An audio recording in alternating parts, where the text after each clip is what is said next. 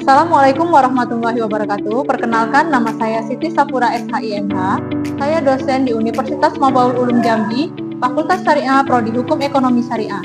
Saya salah satu peserta PKDP tahun 2026 yang diselenggarakan oleh UIN Sultan Taha Saifuddin Jambi. Terima kasih. Wassalamualaikum warahmatullahi wabarakatuh. Baik, assalamualaikum warahmatullahi wabarakatuh. Waalaikumsalam.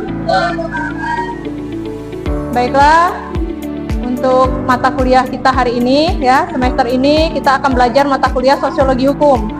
Jadi satu semester ini kalian akan belajar dengan ibu, ya. Nama ibu sudah kenal belum?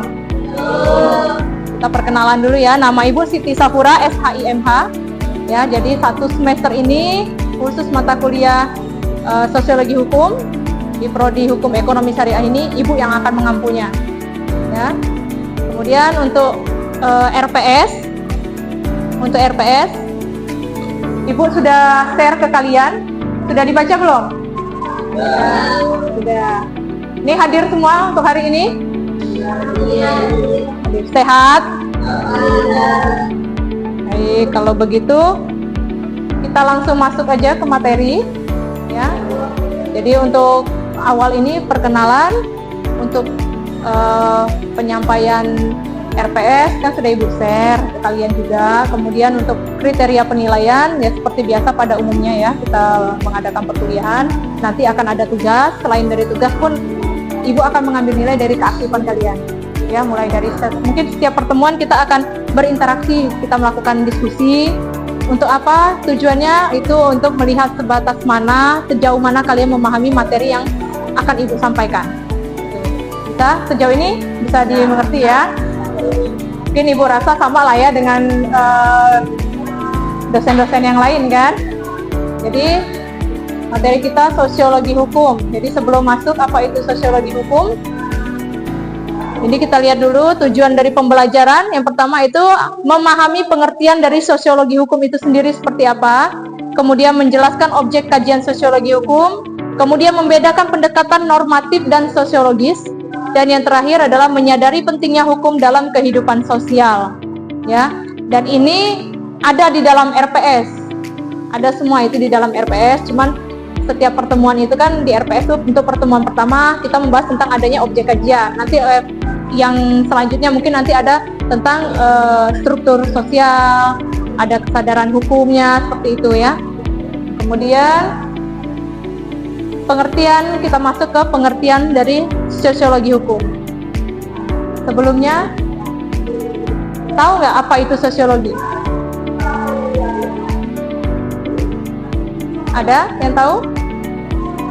Kira-kira apa itu sosiologi?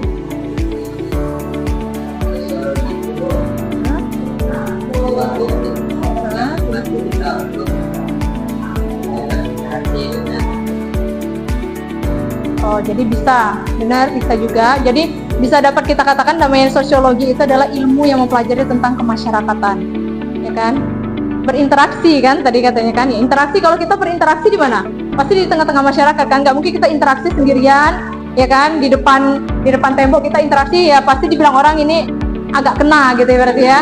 Berarti salah kan? Berarti interaksi berarti kita ada di tengah-tengah masyarakat. Bagaimana kita berinteraksi dengan teman, dengan para tetangga, atau dengan keluarga kita sendiri. Itu kan kita kan berinteraksi kan, di dalam bermasyarakat pun juga seperti itu, ya kan? Nah, jadi sosiologi hukum, kalau hukum itu kita tahu namanya hukum berarti kan aturan yang dibuat, yang gunanya ya untuk apa kira-kira? Benar, mengatur masyarakat. Supaya kenapa? Apanya yang tertata coba? Tertata lingkungan, bisa dari segi lingkungan. Terus perilaku itu yang paling penting ya. Nah, jadi kalau kita tahu apa itu sosiologi, apa itu hukum, nah baru kita bisa masuk ke sosiologi hukum. Jadi sosiologi hukum itu adalah yang pertama, itu adalah ilmu yang mempelajari hubungan antara hukum dan masyarakat.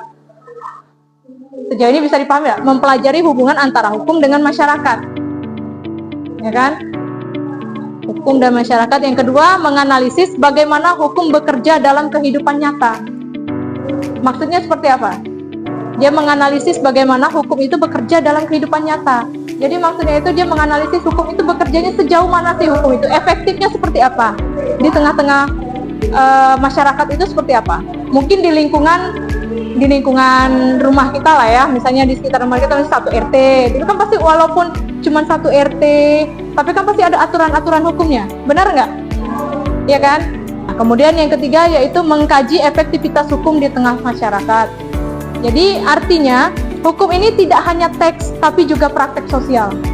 Kemudian kita lihat di sini hukum ini ada dibagi dua, ya, hukum dalam dua perspektif. Yang pertama ada hukum perspektif normatif atau yuridis. Ya, yang pertama yaitu hukum itu sebagai aturan tertulis. Fokusnya pada pasal, undang-undang dan teori hukum seperti yang Ibu sampaikan tadi. Seberapa efektifnya? Oke, kita masuk lagi ini ya, ada materi tentang contoh sederhana dalam kehidupan, ya kan? Bisa dilihat di fokus ya. Yang pertama itu ada larangan merokok di tempat umum, tetapi pada kenyataannya masih sering dilanggar kan? Ya kan? Sering kan kita lihat seperti itu. Nah, sekarang timbul pertanyaan, mengapa masyarakat itu tidak selalu taat hukum? Ayo, Ibu mau tanya, tapi ini jawab dengan versinya kalian sendiri, dengan bahasanya kalian, dengan pemahaman kalian, ya dengan apa yang kalian pahami lah gitu. Nggak usah harus saya harus menjelaskan bagaimana Ibu menjelaskan harus tertata rapi, enggak. Kalau bisa tertata rapi, alhamdulillah, ya kan. Tapi kalau misalnya tidak bisa, ya berani untuk berbicara. Tuh. Ayo, siapa yang bisa boleh. Siapa namanya? Boy, boleh ya? Apa Boy?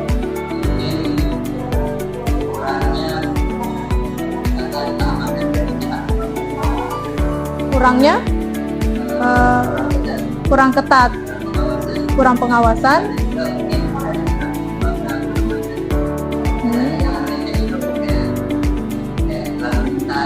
Oh, berarti penegakan hukumnya dari lembaga penegak hukum. Oke. Masih mau lanjut? Kemudian ini nanti itu ya, untuk materi nanti bisa Ibu share nanti ke kalian, nanti kalian bisa lihat lagi, bisa dipelajarin lagi di rumah. Kemudian ini ada pendekatan dalam sosiologi hukum. Pendekatannya ada pendekatan empiris, ada pendekatan interdisipliner, kemudian ada pendekatan kritis. Nah, ini ada tokoh-tokoh pentingnya, nanti bisa dilihat, dipelajarin nanti ya di rumah. Nanti kan saya share untuk materinya. Jadi kesimpulannya, hukum tidak bisa dipahami hanya dari teks. Yang kedua, masyarakat sangat menentukan keberlakuan hukum. Dan yang ketiga, sosiologi hukum membantu menjelaskan kesenjangan antara teori dan praktik. Jadi untuk hari ini materi kita. Tapi sebelum saya tutup, ya, saya ingin tahu sejauh mana kalian memahami materi kita hari ini. Ibu ada satu pertanyaan. Menurut kalian, ya,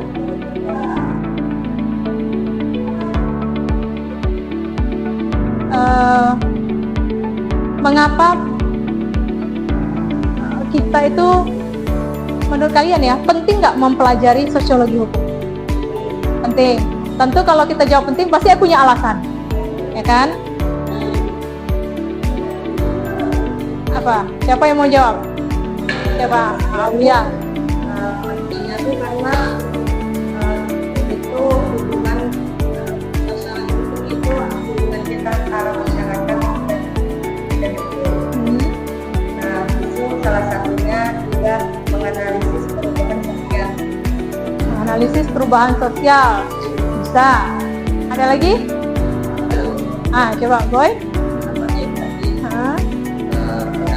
Dari mempelajari sosiologi mempermudah atau membantu kita untuk menganalisis hubungan balik antara hukum dan masyarakat, dan juga membantu kita mengetahui efek atau perubahan sikap dari masyarakat terhadap suatu hukum. Untuk sejauh ini apa bisa dipahami?